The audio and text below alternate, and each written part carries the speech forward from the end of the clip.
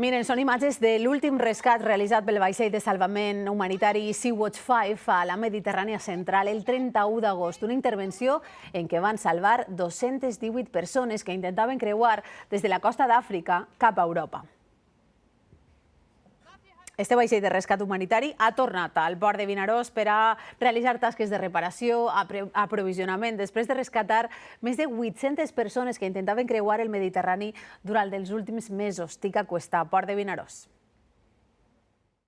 El vaixell alemany va salpar ara fa 10 mesos d'este mateix port i ara aprofita este bloqueig administratiu per a fer tasques de manteniment de la mà de l'ONG valenciana l'Aurora Group de Suport. Unes tasques humanitàries que, segons denuncia l'ONG valenciana, es veuen limitades pels processos de bloqueig administratiu del govern italià.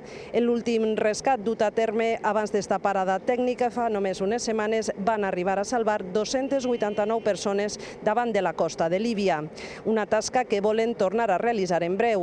Un altre vaixell assistit per l'ONG l'Aurora, el CI4, està també reparant-se en este cas al port de Burriana i s'irà en breu cap a les costes de Líbia i Tunísia. We always felt welcome here in Vinaròs and Burriana. Italy is throwing stones in our way wherever they can. For us, there's no question about if there's people in distress.